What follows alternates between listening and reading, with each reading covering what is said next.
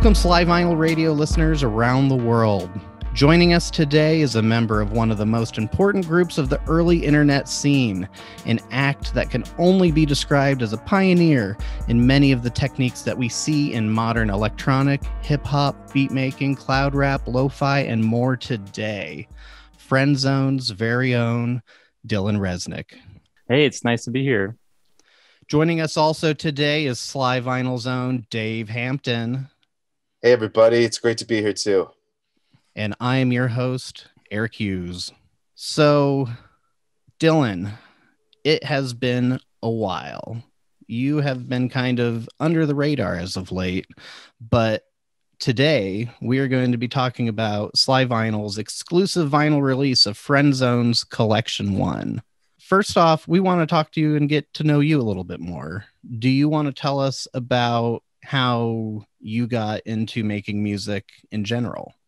Like, how early did you start picking up instruments? What was your first instrument, for example? I played the piano first when I was like 10, and then I picked up the guitar when I was like 12. My dad was a musician, so there was always instruments around. I had lessons for a while, but I mostly just played a lot. I was in a bunch of rock bands in high school, or I was in like a shoegazer band, and I was in like a Explosions in the Sky sort of post-rock band. Then once I was out of high school, I was doing like more like psychedelic, like prog rock style music with like where I was playing synthesizers. It was kind of like battles or boredoms. My dad gave me a Pro Tools computer that his work like was getting rid of, and I learned Pro Tools when I was like 14. Before Friendzone, I was doing like live bands and stuff. That was my first like laptop production. That's when I learned Ableton and started making music that way. Not to get all Nardwar on you, but I knew that you were in a group called Religious Girls. Right. That was the one, the psychedelic prog rock band. That's all the projects that I try to make projects that aren't easily summed up with a label, but that's as close as that's how I would describe Religious Girls. Man, for sure. Again, it's not like Pink Floyd, but it's like boredom's probably a good comparison. For sure. Yeah. Speaking of labels, Friendzone seems to be, grouped into cloudrap quite often, but there is so much content from you guys that doesn't even come close to that. Definitely. What would you, so maybe it touches the realm of that from time to time, but like you said, you don't like working on a project where you can just pin down the genre or put a label on it. But really, if in your head, what do you consider Friendzone? I would definitely consider Friendzone to be where we went out of our way to transcend genres, and you can't just say it is this because it's so many different things. Absolutely. Like a song like Major is not at all the same thing as something like Perfect Skies, for example. Yeah. But they can coexist on the same release, which is you guys kind of have that thread that makes it all work together. Yeah. It's interesting how the album is extremely eclectic. Basically how we worked on that was because when we started out, we weren't even trying to make rap. We were like really into like Picture Plane and College, that band that later was on the Drive soundtrack. Yep. And we were into like M83, and we were into early M83. Yeah, their first album, not the new like YouTube stuff. Yeah. It's such a great record, though. That's a good inspiration for sure. It was a masterpiece. Yeah. We both kind of came from like a shoegazy kind of background. We were both like really big My Bloody Valentine fans. Mm-hmm. And then we were originally thought we were going to be like an electronic project. Producing for hip hop was something that like only came later after we discovered Lil B's music. And it was like the most incredible thing I had ever. It was like the most inspiring thing that I'd come across in a really long time. Because especially the way that Lil B works, like he has like hundreds of different producers, and he's just has like an inbox, people all over the world like send him beats, and he just goes through his inbox and just picks them out. And so like all kinds of people that we would meet like online, like I'd produce songs for Lil B, and then we're like, well, we could produce like for rappers. Because before that we could never like thought that, like we were both like really big hip hop fans, but we had never thought of ourselves like that we could actually like work in rap music until I saw what Lil B was doing. Then we really wanted to produce for Lil B, and he responded to us when we sent him beats and like that he liked them. We never had a song with him. A few months later, then we found out about Main Attractions, and they were living nearby. Well, I guess Lil B also lived nearby, but Main Attractions, like we sent them some beats, and they hit us up. We told them that we had a studio, and then they started coming over to our house. And then we started just having sessions and recording stuff. That's amazing. That's very DIY of you guys. Yeah, so it was all like an in-house production, like because I went to like recording school and stuff, so I was basically the engineer, and I would just do sessions for Main Attractions, and I started doing like all their other stuff. Like I would record all their mixtapes for a while, and it was really cool. Well, the relationship between you and Main Attractions seems so seamless. It seemed like you guys were meant for each other. Yeah. Well, actually, Squatta, he produced a lot of the earlier Main Attraction stuff, where he was doing their own beats, and he was one of our biggest inspirations in terms of like he influenced the way that we make beats, like the way that he uses samples and he cuts them up so into such tiny slices, and it's I think he's one of the best producers on the planet, but he doesn't even want to identify as a producer. Like he won't even let us. Like we wanted to like put out like a mixtapes and like have like all of Squatta's instrumentals on them, but he wouldn't let us do that. He's like, I'm a rapper, not a producer. Well, in Friendzone, what were your strengths and what were James's strengths? Like that, what made y'all click together so well? James was had he was very much like a vision sort of guy, where he would have like he would come up with like a concept, like with Perfect Skies, like he came to me with, he just had a bunch of loops set up like of different sections of the song, and he had like a couple drum patterns, and then he would give it to me. I would take those parts and make like an arrangement out of it. And well, that one doesn't have anything except the samples and the drums, but on a typical song, like I would take the samples and loops that he would give me, I would make an arrangement of the song, and then I would do all the like synth and parts and add like leads and stuff. Yeah. And then I would send it back to him. He would do and then he would like add extra drum fills and stuff, because he was better at the like fine details of the. He had a rule where he would say like yes or no to stuff, and because I kind of all over the place, like I could go in all kinds of directions with music, but he would be like, no, it needs to be like, we need to make it like this. Yeah. And it's good discipline. I'm the same way as you. I kind of, it's hard for me to say no to anything. Just do it all. Yeah. So I find so many different kinds of music like interesting. But James had like a really like he would also make all the like album covers and stuff, and he like had a really just like a good like mind for like having a vision for like the aesthetic, like what is it gonna be like made from, basically.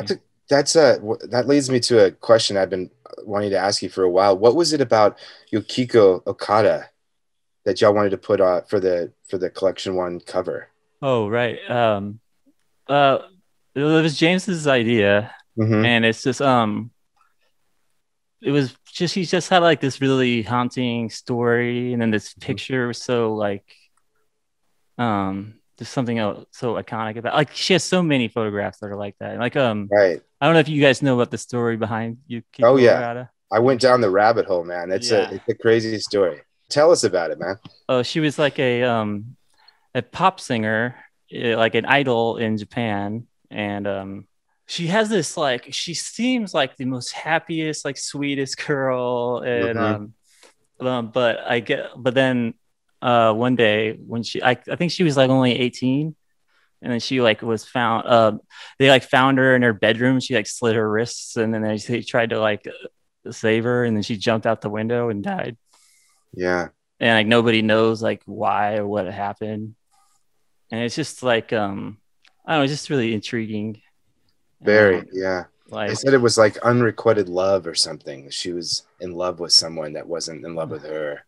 I mean, I guess that makes sense. Although Yeah. it's a pretty intense Yeah. reaction, but Did that at all inspire the music in any way? I mean, probably to some extent. But it's also I think that it was chosen kind of because we felt like it reflected Mm-hmm. music in a way, or like yeah, it just like it captured just kind of the atmosphere Yeah, of what we were doing. I agree. But yeah, it was all kind of James's idea. He was the kind of guy who could have like all kinds of he'd have in mind for having just like ideas like that.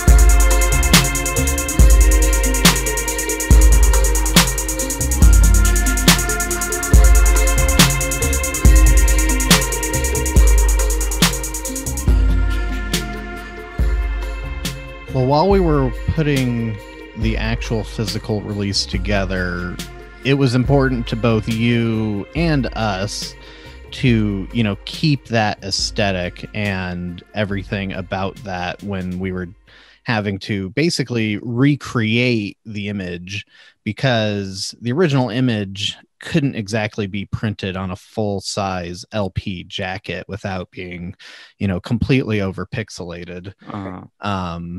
And you had expressed to me that it was back when we first started communicating about this project. You had expressed to me about how it was James' vision, and even down to the font that was used. Right. So we, and those weren't exactly things that you had. You didn't even have like you didn't necessarily have like the font name and stuff like that. So we did Right. our due diligence to research and find like, oh no, that R is not the same as that R, or so Right. we wanted to honor that vision and carry it forward and maintain it. You guys did a fantastic job. Yeah, man. When in It looks doubt, just go to incredible. Helvetica. That's the go-to. And then the original photo that the album art comes from my research, I actually found the original photo in full color, and we changed it back to black and white, and changed the levels on it a little bit and everything, just to kind of try to get it as close to looking like that original photo as possible. But it originally came from a video special called Yukiko in Sweden, I believe it was. And it was the box cover art for that. And I was able to find the highest resolution version of that possible because I found some old blog where someone was taking high resolution scans of Laserdisc covers and putting it on. They had some sort of WordPress or some sort of blog set up, and you could download it in varying resolutions. And thanks to some Google foo Wow. and some just image search recognition, I just kind of went into these rabbit holes trying to find the original photo first, and just finding versions of it that looked okay. This looked a little bit higher resolution, maybe not, and then boom, I found this blog, and it was everything we needed to recreate and, put James's vision back in full LP size. Detective Wow. Eric Hughes. Oh, good job. It was a very aha moment when I found it. I'm not gonna say I wasn't very pleased. Yeah. Dylan, how long did collection 1 take to complete? Well, the way that it was created was that we were working, like we had like this model for how we were going to promote ourselves was that we were going to release like every single song that we made as a single separately, and then we like one at a time. So we released like 20 singles over like maybe 2 years, and then we just chose our favorites from all those singles, and that's what the collection is a collection of. Is It's like a compilation of all those singles that we made. And was collection 2 ever intended? Collection 2 was definitely going to be our next release. It probably still will come out eventually.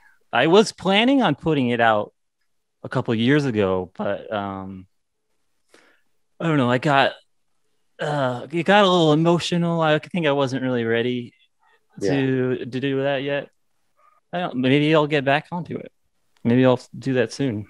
I feel like I want to. Yeah, a long time ago, the first message I ever sent to the Friendzone Facebook page was in 2016.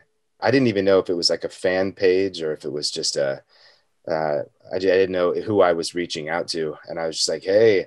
And then y'all were enthusiastic about it. I think y'all even mentioned at one point it might be cool to do collection 2 on vinyl. So Right. One of those things. Keep it in the back burner, man. You never know. I would love to do another release with you guys. Oh, That'd yeah, be great.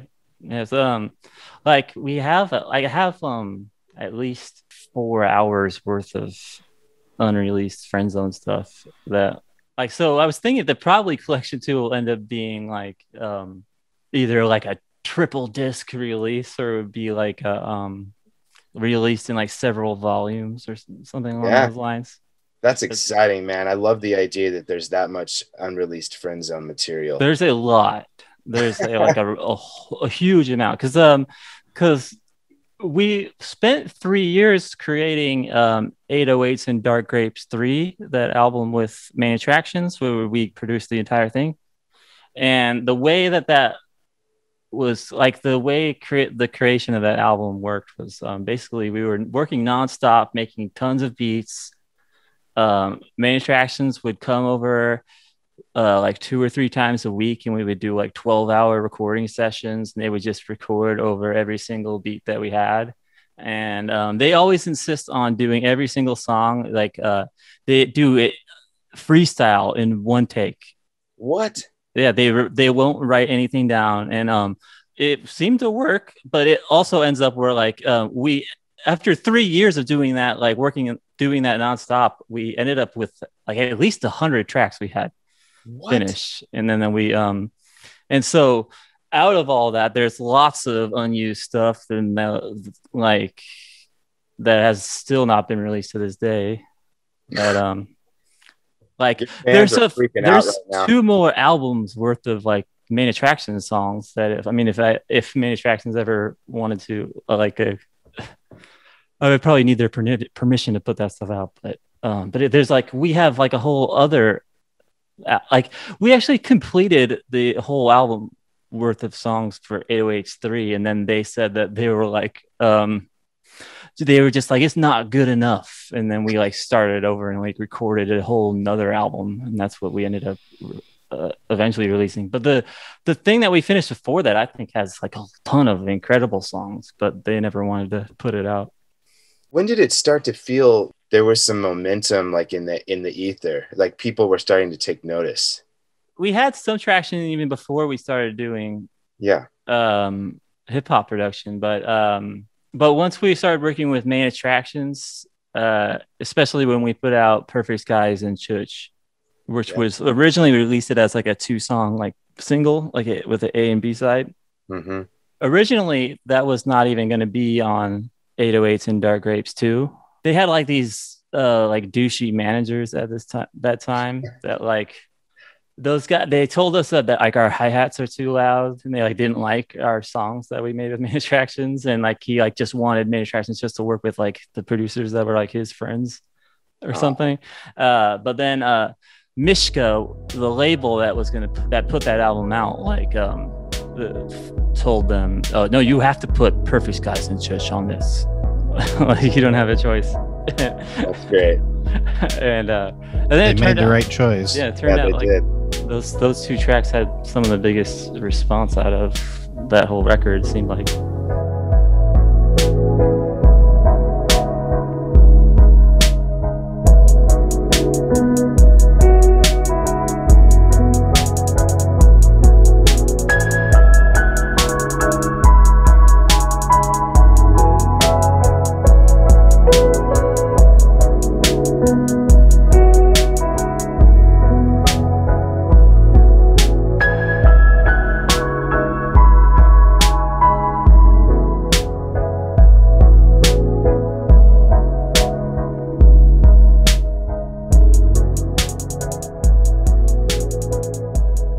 Leading up to Collection 1, we released like a new single like every month or 2 months, and that kept people paying attention. And by the time Collection 2 came out, a lot of people were paying attention. And also we did our Coochie Beer Network compilations where we had a bunch of other producers all come together. They're really beautiful albums. It is. You had 3 of those, right? Yeah, Right. there's 3. And Yukiko Okada has a track on yeah, the first one. Yeah. right. Like I think it's just being attached to like a buzzword like cloudrap. It seems to be like a really that's like the main utility that I think that these like words have, is that they're like a good promotional tool. Sure. Is that like people like are like, oh, cloudrap, and that finds you like all these. Really, it's like cloudrap, like like it really just means a bunch of artists that were all like related to each other and knew each other. It doesn't really mean anything about what it sounds like, really. Sure. Right. I mean, vaguely it does. There's something, it's like maybe like a dreamy sort of aesthetic, or like, but that's kind of what our vision was that we kind of wanted to make like like the rap equivalent of like a shoegazer music. Since there's so many, like this was right around the time when vaporwave was really taking root too. Did anybody ever sort of lump you into that category? I could see how their connection is there, and it's definitely people have called us that, and it makes sense. Yeah, like just because to me, all vaporwave really means is artists that are influenced by One O Tricks Point Never. yeah. And we were like One O Tricks Point Never was one of my favorite artists. So Absolutely, man. that had an influence on me. Yeah. So, in that sense, we are vaporwave, I guess. You heard it here first. No. Well, yeah, I think Daniel Oppeton was putting out some of his earliest stuff that was considered vaporwave around 2010. And collection 1 is a 2012 release, right? So, very close together, just kind of burgeoning. When we started out, I was listening to that album Riffs a lot. Yes. It was very inspiring for me. And especially his like one of his side projects called The Games. Yes. Which later turned into Ford and Low Patton. That was probably one of the biggest influences on like I wanted to have a project that's like this, or like the whole Hippos and Tanks label, all the artists that were on that, like James Ferrero. Yeah, I found all that stuff like really inspiring, and that's what kind of all the stuff we were listening to at that time. Yeah, the first Lopatin project I ever heard was Games, and then I discovered his YouTube channel Sunset Corp, and I was just like, what in God's name is this? This is amazing. So amazing, yeah. Yeah. It was really inspirational stuff. I think he's kind of inspired a whole generation. Have you ever met him? He tweeted at us that he was listening to Collection 1 in the studio one time. Nice. That's my only interaction with him, but it was pretty cool. Yeah. I'll take it. Yeah. yeah, getting stuff like that was very encouraging for us when we were starting out. So, speaking of starting out, how did you and James actually first get together, and who came up with the name Friendzone? Well, when I first met James was when I was maybe 19, and I used to throw all of these noise like shows at my house in my living room. And a friend of mine asked if I could book his friend James, and James came and he did like this power electronics like laptop noise set at my house, and it was like brutal. And uh, and after that, I like he like lived in the town next door, like the next town over from where I lived, and so we were friends after that, and we were both kind of gigantic music nerds. Like nobody else we knew like listened to as much music as either we did. Like over the next like 4 years or so, I was in that band Religious Girls, and then once that band broke up, first I was like just making like ambient music and brooding at my house, and just like I was like recording tons of stuff, and then James started hitting me up about starting a project, and then he taught me how to use Ableton, how to use the grid and stuff. And he came out to me with like a skeleton of the first track that we did, which is JD from our first single that we put out.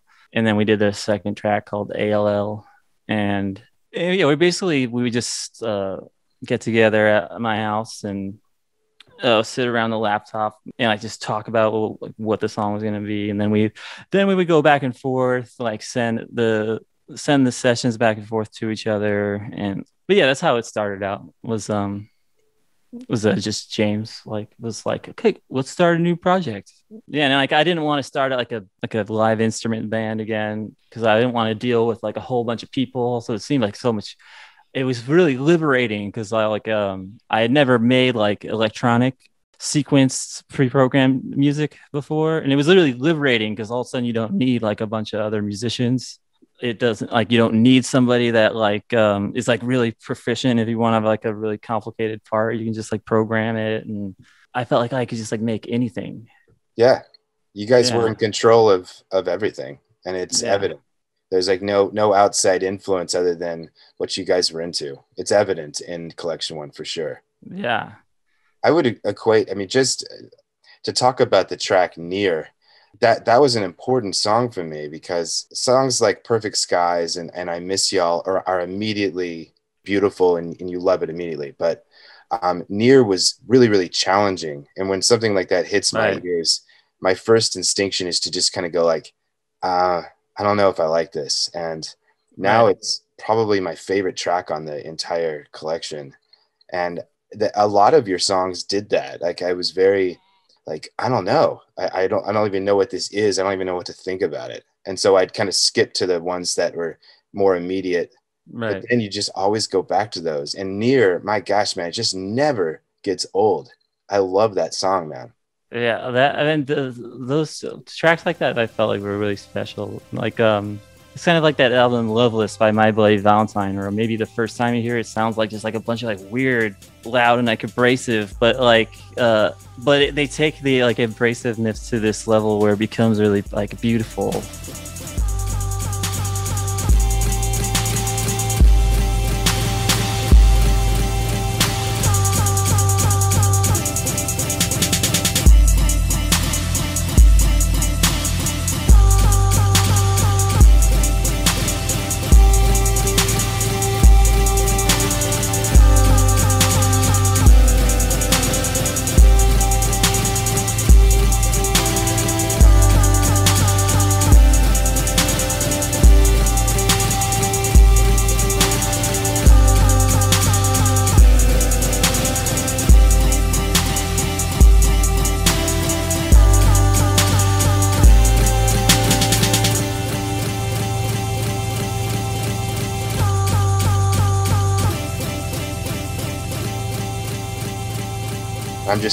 This is insane that we're finally doing this on wax. This is awesome. Right. Yeah, it's going to be great.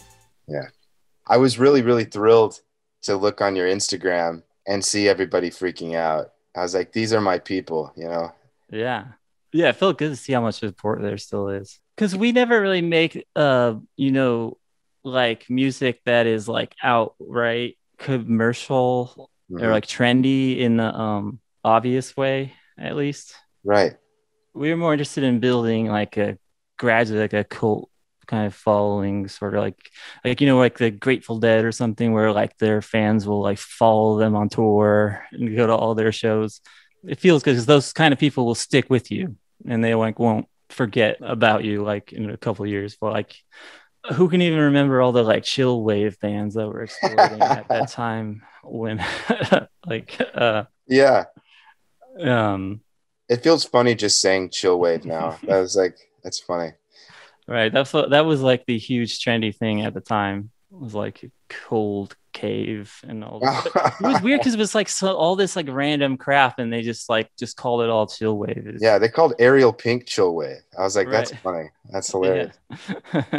Yeah. Yeah. Well, It's so uncreative what they were doing, but I guess it clearly works as a marketing device. sure. It seems like Well, to be like what genre names are really for. how do you go from that mindset of like, you're obviously not trying to do something commercial to producing a song like Fashion Killer? Like, how did that happen? Oh yeah, it's pretty interesting. Where well, part of it is that they added a lot of stuff onto it. The original instrumental is a lot more stark, Okay. but yeah, the way that we ended up working with them was that we were friends with ASAP Yams on this like Facebook group called the Wavery, that like where all these different rappers and stuff were, and all the producers like would all chat with each other. Everybody that was in that scene, like Space Ghost Perps and all those people, Yes. and um, and all those rappers were all friends with each other, like Main Attractions, Rocky, Perp, and they all like flew to New York and like we're all hanging out with each other. And then yeah, Yams hit us up for beats, and we sent them the Fashion Killer beat was the first track that we sent them, and we didn't hear back for like a year.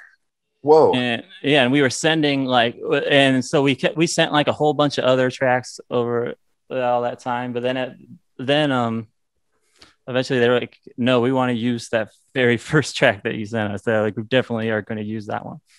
Did things change dramatically when that happened? Like Um, A$AP Rocky. I mean, it was definitely like a huge thing, yeah, for sure. Like Rihanna's on that freaking music video. yeah, that album was like it was number one on the Billboard charts. It's insane. Yeah, that was like when my dad finally stopped telling me to get a job. That is perfect, man. Yeah, like I remember when they first heard that playing on the local like R&B rap station in my car, and it was like just the most transcendent experience. To hear your own song like on the radio, it was like really crazy. And it's not like you knew it was going to come up either. It probably surprised you, right? Yeah, no, I didn't expect that. That is wild, man. I love it. It was very cool. Yeah, but I think we got to talk to Rocky like maybe once on the phone. And he told us that he loved the beat. I wanted to meet him in person. I almost did, but no, I still haven't met him to this day.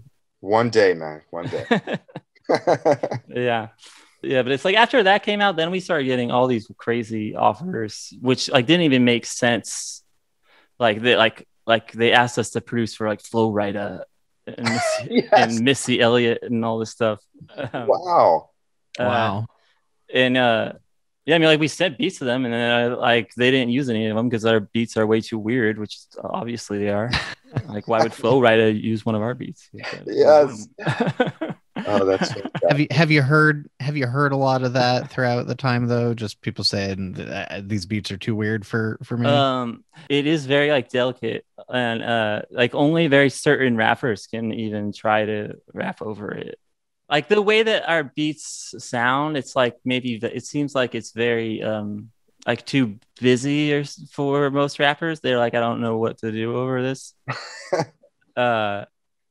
But like Main Attractions really specialized in that, where they could really rap over anything. And they like Squad's own beats were kind of the same way, where they were like really dense samples and stuff. And like they would mix their like vocals like really low in the mix. That was another way where like that was another thing that had like kind of a shoegazy sort of vibe to it. But really, it's like Main Attractions were like the kings of being able to rap over our beats. Nobody else. Other people, they could rap over some of our beats. They wouldn't be able to rap over like every single time like Main Attractions were. Is there any chance that are you still trying to work with them solo? I just recently sent a bunch of beats to Mondre. Excellent. Yeah. I've been meaning to start producing like new tracks again. It's just been a while. Yeah. I kind of had to get out of the scene for a minute. I just needed to like take a couple of years off. I felt like the music's so emotional for me at that point. This is maybe like a Barbara Welters question, but like, why do you think people connect so much with Collection 1? I mean, it was a really special time. Like we could never make that album like again. There's something intangible about it. Just I feel something when I listen to it that I don't feel when I listen to anything else.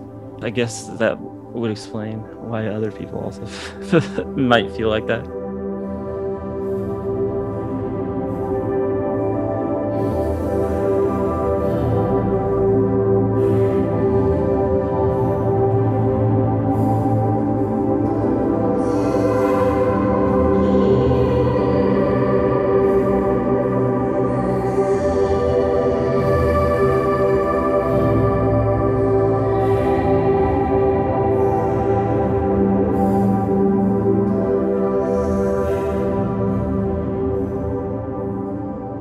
Absolutely, I agree. That's great. It's a good answer. It's an intangible thing for sure. Yeah.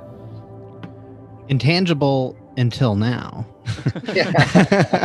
Because we have produced the very first physical purely Friendzone. Now I'm not talking about, obviously there's the Main Attractions and other stuff has records and CDs and whatnot, but purely Friendzone. You guys haven't put anything physical out ever, have you? Right. Yeah, we basically felt like where there was talk of like putting out a CD or like a tape, but I just felt like what do we do? What was the point? You're just filling up landfills. Like it's just easier just to get the music. Just make a zip file and put it on like MediaFire, and that's just how you distribute your album. It just makes more sense. Like, so why the exception for vinyl then? Well, like for example, with a CD you can just rip it to your computer. Yeah. Once you've done that, what is the CD throw it for? away. You throw it in the trash. It's like it's not like it looks nice. It's like a shitty jewel case. It's like really tiny. It's just crap, and it's like not environmentally friendly. It's just a waste, and I don't like just doing gimmicky nonsense. Like, and the same thing with like a cassette. Like, who even has a cassette player? Like a lot of vaporwave people do. Yeah, right. Well, that's true. But it's like they don't even sell. Like, you'd have to if you have to buy like a vintage one and like get it like fixed up, and like eventually like it'll get ripped apart. I guess some people probably consider the cassette sound like desirable, but for that warpy. Yeah.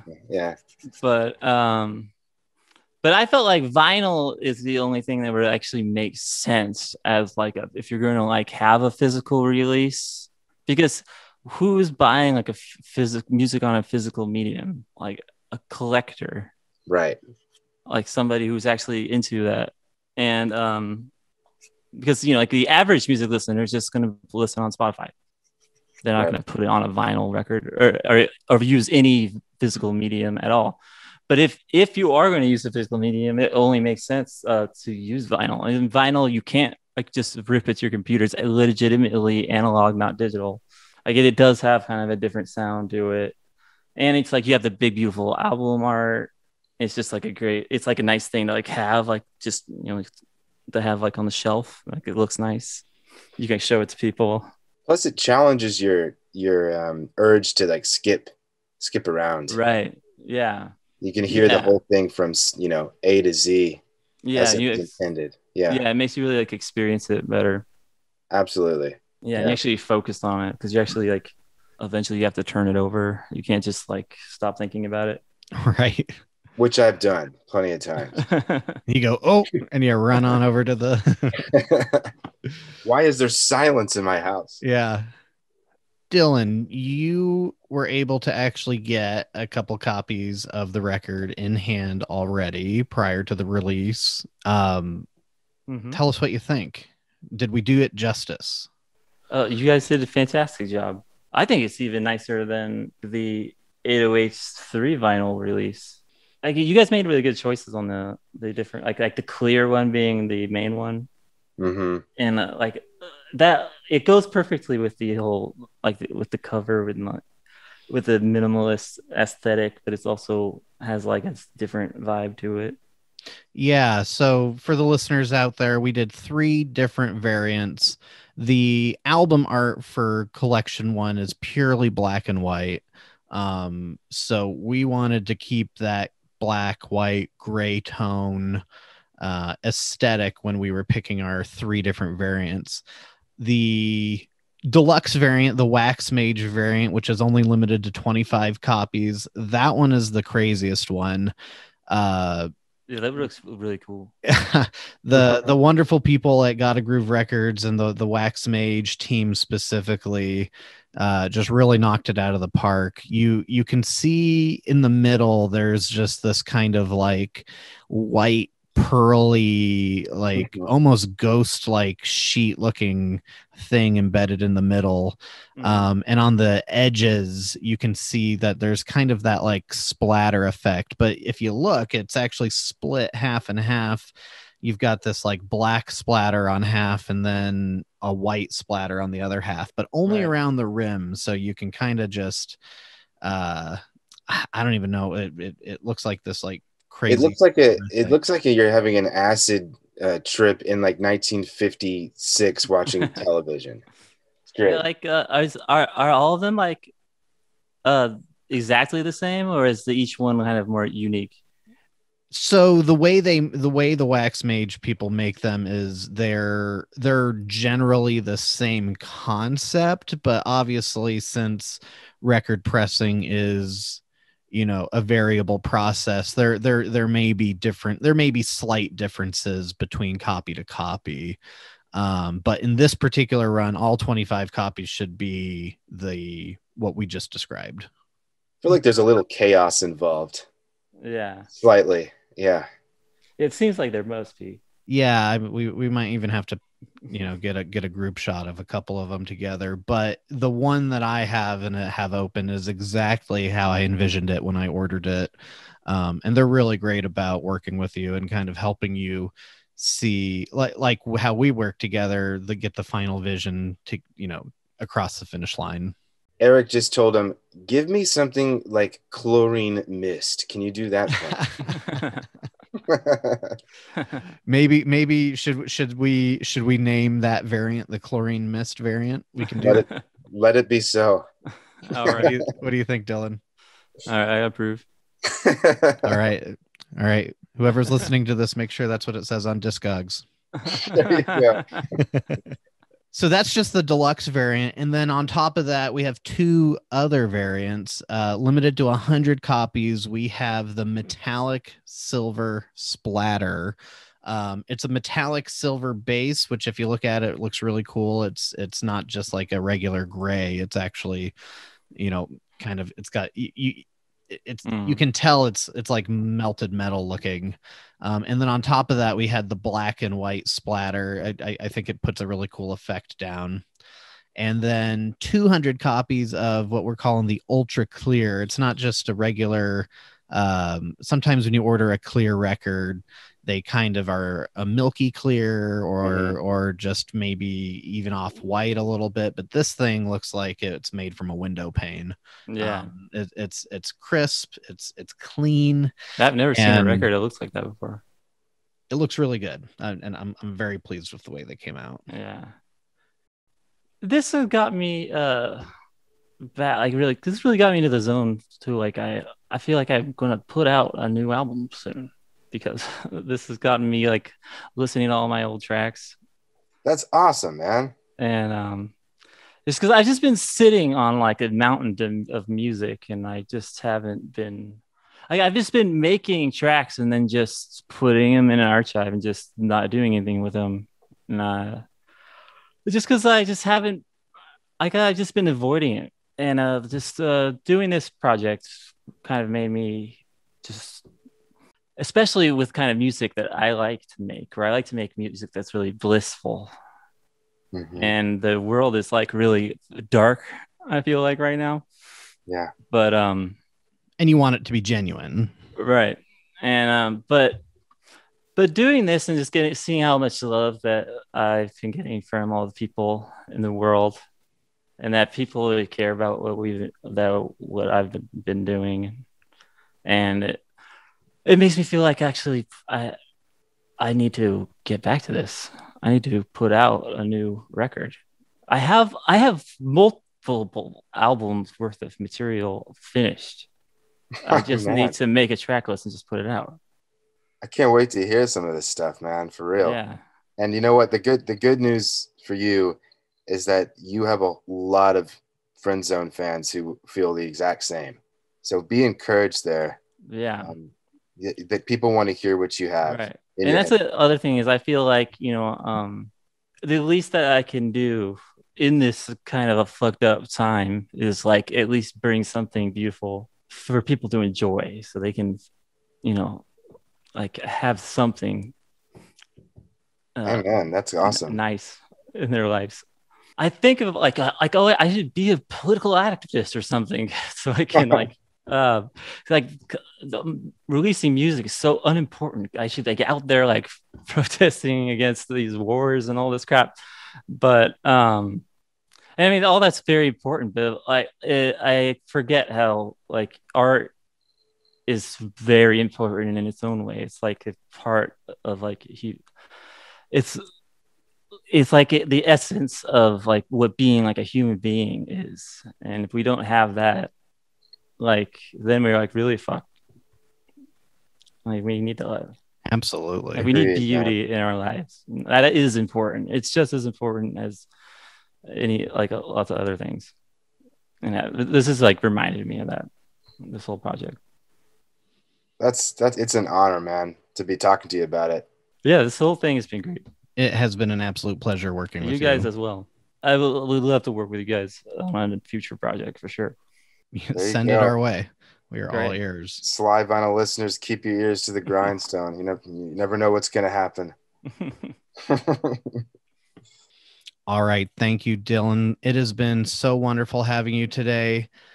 We wanted to, before we leave, give you the opportunity to give a shout out or let us know if there's anything you wanted to plug. Well, my new project, Chlorine Mist, I haven't released it much in a little while, but people should be on the lookout. I think that I'm going to release something in the near future. Also, there's this singer from Singapore. She's called Yeule. She's like my favorite artist right now. I think everybody should check her out. I think she's amazing. It's Yeule. I saw her at a concert in Los Angeles. It was mesmerizing, really good. Nice. I'll definitely have to check her Yeah, out. that's a good. I'll absolutely check her out, man. And hey, shout out to Flowrider while we're at it. Yeah. Shouts out to him. We'll be putting links in the show notes for Chlorine Mist, Yeule, and Flowrider. So go check them out, everybody. That's right. It was awesome talking to you, Dylan. And I hope this honors James's legacy. I hope that you guys just are honored by it. We had such a great time making it for you guys. Yeah, me too. Yeah, thank you guys. Thank you.